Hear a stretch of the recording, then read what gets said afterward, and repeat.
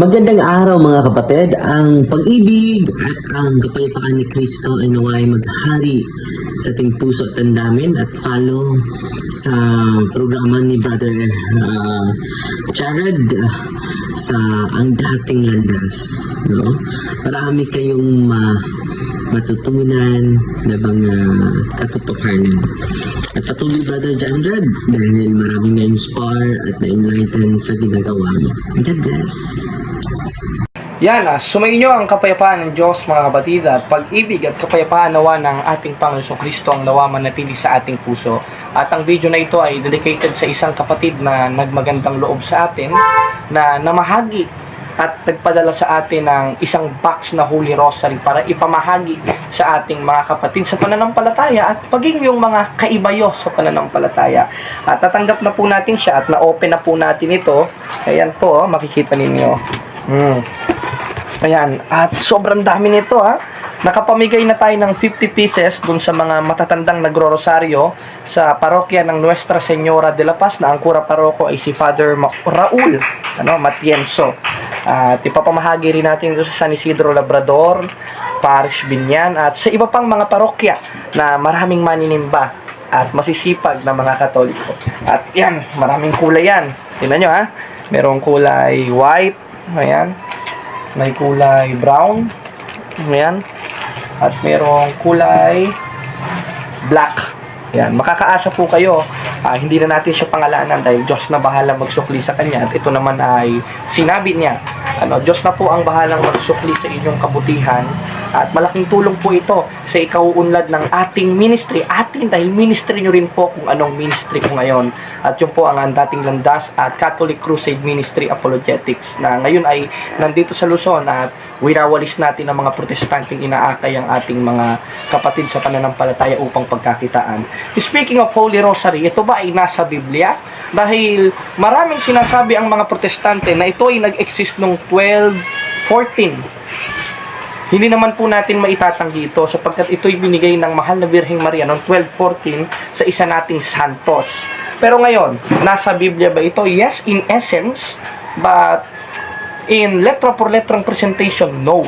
Dahil unang-una, hindi naman tayo Bible alone at hindi naman kailangan lahat mabasa sa Biblia dahil kung susundan natin ang doktrina ng mga protestante na pag hindi nabasa sa Biblia, hindi na totoo, lalabas na maski yung mga iba-ibang mga himala ni Kristo ay hindi na rin totoo dahil nasa 21-25 ng 1, maraming himala si Kristo na hindi naisulat sa Biblia. Maski yung paliligo ni Kristo hindi nakasulat sa Biblia. Pagdumi ni Kristo hindi nakasulat sa Biblia. Ibig sabihin, alien pala si Kristo dahil hindi dumudumi. Wala rin naman tayong nakita na si Kristo ay alam nyo na, tumatalon. Ganun rin ng mga apostoles. Ibig sabihin, hindi na pala tumatalon ng mga alagad ni Kristo dahil hindi nakasulat sa Biblia na sila'y tumatalon. Kaya, dyan palang nakikita natin na butas agad at illogical agad ang reasonings ng mga protestante na Bible alone. Kaya hindi dapat lahat nakasulat sa Biblia, hindi na totoo. O pag hindi na nakasulat sa banal na kasulatan, hindi na totoo. Paano ito? Hindi naman nakasulat ang pangalan nila pastor sa Biblia.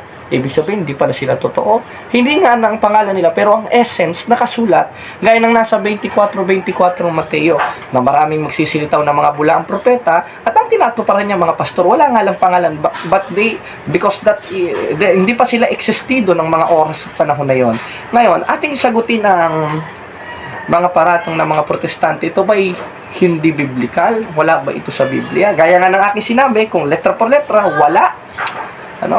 Pero, in essence, ay meron. Dahil ang aral ng mga apostoles o aral ng mga unang Kristiyano sa makatid bagay yung mga Katoliko, sa 3:6 ng ikalawang Korinto, kung magbasa sila ng Biblia ay ganito, basahin natin. Na kami naman na pinamaging sapat na ministro ng bagong tipan ay hindi sa titik. Ibig sabihin, hindi sila word for word. Hindi sila letra por letra. Hindi sila yung laging nababasa. Sapagkat isa sa pananampalataya ng mga apostoles, meron silang tinatawag na apostolic tradition. Nasa Biblia po ito, yes, but the context is no. But the name and called is yes, nasa 2:15 na ikalawang Tesalonica, na panghawakan ninyong tradisyon na sa inyo'y pinangangaral ko. At yung ibang tradisyon na yun ay hindi na isulat sa Biblia. Kaya sinabi ko, in the context is no, but in the present presentation is yes, dahil nakasulat sa Biblia ang word na apostolic tradition. At isa sa kinatuparan nun ay ang pagrosaryo na idineclare ng church at tinanggap ng church noong 1214, because the church have the authority came from Christ in 16, 18, and 19 of Book of Matthew, na anumang ipahintulot mo sa lupa, ipapahintulot sa langit. At anumang kalagan mo sa lupa, kakalagan sa langit. Tanong, nasa Biblia ba ito? Yes! Dahil ang simbahan sa 3:15 ng unang Timoteo is the foundation and pillar of truth. Bitter lang talaga ang mga demonyo, ang mga protestante. Dahil hindi nila tinatanggap ang otorisasyon ni Kristo na inilagay niya sa kanyang simbahan. Patunay na siya'y sumasa kanyang simbahan sa 28:20 ng Mateo. Ngayon, ang essence ba ng pagrosaryo ay nasa banal na kasulatan? Ang sagot po ay yes. Dahil ang pagrorosaryo ay pagninilay-nilay sa misteryo ng buhay ni Kristo. At hindi lang sa buhay ni Kristo, kundi pamamagitan ng mga santo, lalo na ang mahal na Birheng Maria. Dahil ang sabi sa 2:1 ng unang Timoteo, ibig ko sana kayo'y manaing manalangin, mamagitan, at magpasalamat. Aba, ibig sabihin pala, utos pala, mamagitan. Sino ang sinabihan yan?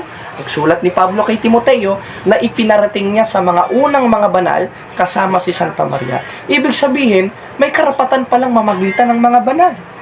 O yung tinatawag na intercession of the saint. Ang akala kasi ng mga protestante, para ito sa mga patay. Hindi lang para sa mga patay, kundi sa mga buhay, gaya ng ginagawa ng mga pastor protestante. Dahil ang mga pastor protestante, mga kapatid, mga kababayan, meron silang intercession. O, kita nyo naman, pag sila'y sumasamba, meron silang nag-lead ng prayer sa kanila at sila mga nakayuko, opo, amen, opo. Ibig sabihin, meron sa kanila nag-i-intercede sa pananalangin sa Diyos. Ganun rin sa simbahang Katoliko. Ang intercession of the saint ay hindi lang para sa mga namatay na santo pero buhay sa Espiritu, kundi para sa ating mga buhay sa katawan. Dahil yun ang sulat ni Apostol Pablo. Paano yun? Sabi sa Kapitulo 5, may iisa lang na tagapamagitan at yung si Kristo. Wala po tayong tutol doon. Dahil yung word na iisa doon is united one, referring to Christ and to us because Christ is with us. Saan mababasa? Sa 28:20 ng Mateo, hindi nyo ba alam na ako'y sumasa inyong palagi hanggang sa katapusan ng panahon? 13:5 ng ikalawang Korinto, hindi nyo ba nalalaman na si Hesus Kristo'y nasa inyo? Pag nagdadasal ang ating mga kaparian, sumainyo ang Panginoon at sumainyo rin. Sinong Panginoon? 2:13 ng Tito, ang ating Panginoon at tagapagligtas sa si Hesus Kristo. Ngayong sumasa atin ang Panginoon. At ang sabi sa 2:5 ng unang Timoteo, may iisang tagapamagitan sa Diyos at yun ay si Kristo. Hindi na ba tayo pwedeng mamagitan? Mali pong interpretasyon yon. Dahil tama yon, wala tayong tutol na may iisang tagapamagitan at yun si Kristo. At yung one na referred to Christ, contextually speaking, is a united one referring to us because Christ is with us. Dahil kung kay Kristo lang yan, at yung term na ginamit dyan is absolute one, lalabas kontra-kontra nga ang isinulat ni Pablo ayon sa 1 hanggang 5. Dahil bago masulat yung 5, meron pa siyang sinulat sa 1 na ibig ko sana kayo'y manaing manalangin at mamagitan, sapagkat may iisang tagapamagitan sa Diyos. Iisa, referring to us and Christ, because the term used in that verse is united one, because Christ is with us and Christ is the only one interceding us to the Father. Contextually, mga kapatid, mga kababayan, ay makakapamagitan din tayo at ang ating mga santo. Yan po ang doktrina ng simbahang Katoliko na pilit nililiko ng mga protestante dahil galit sila sa pamamagitan dahil wala sa kanilang namamagitan na banal, kundi balbal. At yun yung tinatawag sa 51:11 hanggang 12 ng Isayas na mga pastor na hindi nakakaunawa.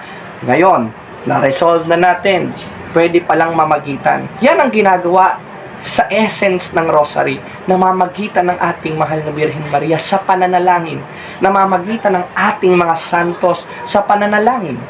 Tanong, patay na sila. Paano yun makakarinig? Patay na.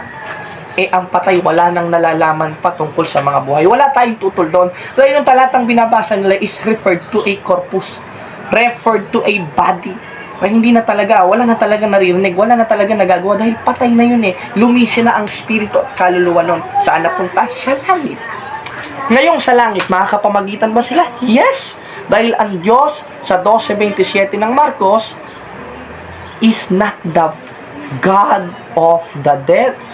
O sa Tagalog, hindi siya ang Diyos ng mga patay, kundi Diyos ng mga buhay. Kaya kung ang Diyos ay Diyos ng mga buhay, Diyos ba yun ni Santa Maria? Yes. Diyos ba yun ng lahat ng santo ng Iglesia Katolika? Yes. Ngayon, Diyos yun ng lahat ng mga santo ng Iglesia Katolika na namatay sa katawan. Buhay ba sila sa Espiritu?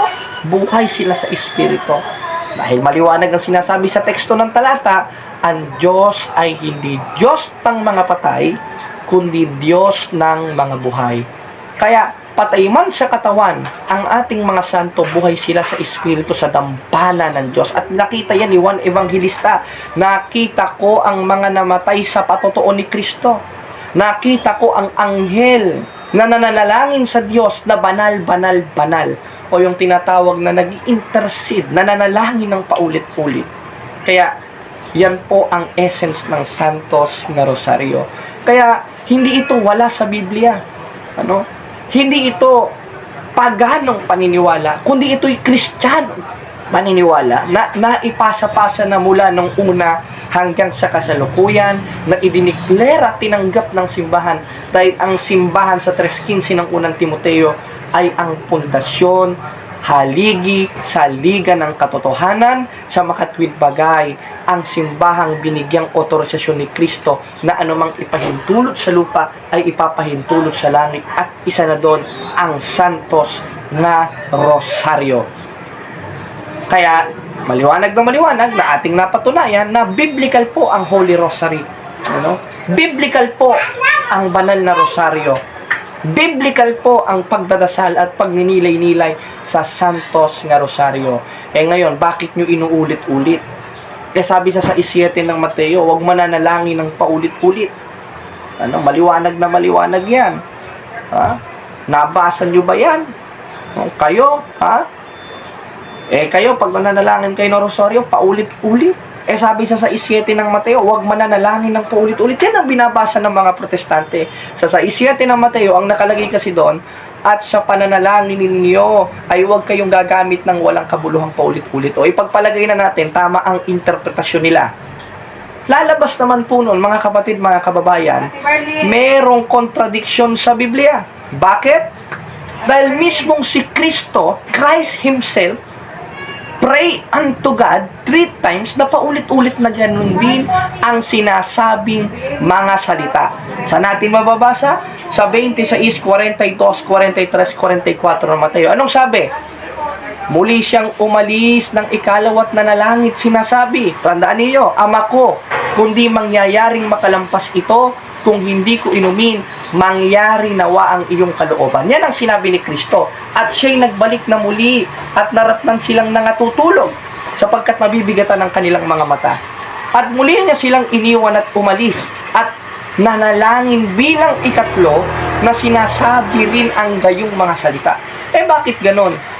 Panginoong Hesukristo, nalilito kami sa paliwanag ng mga pastor. Maski kayo, magkakaroon kayo ng little bit confusion. Bakit? Dahil kung explanation nila ang ating pakikinggan, they are always a contradiction. Bakit? Si Kristo nanalangin ng paulit-ulit. Sabi nga ni Kristo sa 6:7 ng Mateo, huwag mananalangin ng paulit-ulit. Paano yan? Paano natin mare-resolve yan, mga kapatid, mga kababayan? Mare-resolve po natin yan kung eksplanasyon ng nakakaunawa at nag-compile ng Biblia ang ating pakikinggan, at yun ang simbahan. Dahil lang nag-compile ng Biblia, naglagay ng chapters and verses sa Biblia noong year 405 AD, walang iba kundi ang simbahang Katoliko. Ngayon, paano yan natin mare-resolve yan? Magkakaroon ba ng contradiction? Dahil sabi ni Kristo, huwag mananalangin paulit-ulit. Si Kristo nanalangin ng paulit-ulit, sinasabi ang gayon ding mga salita, Ama ko, kundi mangyari ito, kundi ko inumin, mangyari nawa ang iyong kalooban. Talagang magkakaroon sa atin ng confusion. Ngayon, i-resolve natin yan. Ano bang panalangin yung sinasabi sa 6:7 ng Mateo na huwag natin dapat ipanalangin ng paulit-ulit? Mga kapatid, yung panalangin sinasabi dyan, yung walang kabuluhang paulit-ulit. O, basahin ulit natin ang konteksto. Ano sabi? At sa pananalangin ninyo ay huwag kayong gagamit ng walang kabuluhang paulit-ulit. Therefore, yung pinagbabawal ni Kristo dyan, yung walang kabuluhang paulit-ulit. Kasi kung i-generalize natin po yan sa lahat ng pananalangin, maski si Kristo mismo nilabag ang kanyang sariling utos. At pag itinuloy natin ang context ng talata sa versikulo 9, ano ang ating mababasa? O ito, pakinggan ninyo. At magsidalangin kayo ng ganito, Ama namin na nasa langit ka, sambahin ang ngalan mo. O maliwanag na maliwanag, mga kapatid, mga kababayan. Si Kristo mismo ang nag-recognize sa atin kung paano tayo mananalangin. Nagbigay siya ng halimbawa na dapat nating ipapanalangin at yun ang Ama namin, sumasalangit, kasambahin ang ngalan mo. Utos ulit-ulitin yan. Kaya nga magsidalangin kayo ng ganito. Kung utos palang ulit-ulitin, ang sabi ni Kristo, pag inatras natin ang basa, huwag mananalangin ng paulit-ulit. Ano ba talaga ang totoo? At maski dun sa 26 ng Mateo, si Kristo nanalangin ng paulit-ulit. Dahil ang context na binabasa ng mga protestante para ipukul sa ating mga Katoliko, ay pumapatungkol sa walang kabuluhang paulit-ulit, gaya ng ginagawa ng mga pagano, gaya ng ginagawa ng mga hindi nakakakilala sa Diyos. Halimbawa, sana manalo ako sa loto, sana manalo ako sa sabong, sana yumaman ako paulit-ulit, etc., etc. Yan yung sinasabing wag uulit-ulitin. Pero kung mananalangin ka taimtim sa puso mo, by the Holy Rosary, that the gift of the Church, that Mother Mary give us, pasadong-pasado, kalulugdan niya ng Diyos at wala kang nilalabag sa utos ng Diyos, sapagkat Diyos mismo ang nagsabi na manalangin kayo ng ganito, na referred sa apostolikong tradisyon sa 2:15 ng ikalawang Tesalonika na dapat nating panghawakan, at isa sa halimbawa nun ang Holy Rosary. Kaya makikita ninyo, galit na galit po ang mga protestante sa Santos nga Rosario. Galit na galit sila. Halos lahat ay galit na galit. Because this is the gift of our Blessed Mother to the Church, nga gikan sa atong Ginoong Hesukristo, na iyang giabot sa iyang santos ug balaan nga simbahan, ang simbahang Katoliko. Kaya, na-resolve natin na hindi po totoo yung kanilang sinasabi na hindi biblical ang pananalangin sa Santos nga Rosario. This is a very biblical, at hindi lang biblical, but traditional. At ayon rin sa pag-aaral ng mga eksperto, mga kapatid, mga kababayan, nakakahaba ng buhay ang pagdadasal ng Santos na Rosario. Ngayon, kasama ba sa kaligtasan ito? Yes, sapagkat ito'y pananalangin. At ang pananalangin ay utos na siyang katungkulan ng tao na ayon sa 3:24 ng Galacia ang makapagpapahatid sa atin kay Kristo, at pagkatapos noon sa 15:2 ng unang Korinto, sa pamamagitan nito ay ligtas kayo. Kaya yan lamang po ang tampok natin ngayon sa ating programa, Ang Dating Landas. Medyo matagal akong hindi nakagawa ng episode sapagkat napakadami nating mga pending episode, pero ito muna ang ating i-upload sa kapakinabangan ng ating mga kapatid sa pananampalataya, at nang sa gayon ay mawala ang kanilang confusion, because the God is not the author of confusion, according to 14:33 of 1 Corinthians. And that is the short catechism of our episode Ang Dating Landas, at ating napatunayan na hindi po masama at hindi biblical ang Santos na Rosario ng Simbahang Katoliko. Salamat sa Diyos, mga kapatid, at patnubayan nawa kayo ng mabataluman Diyos, Ama, Anak, at Espiritu Santo. Wala na tayo maraming oras. Salamat sa Diyos. God bless.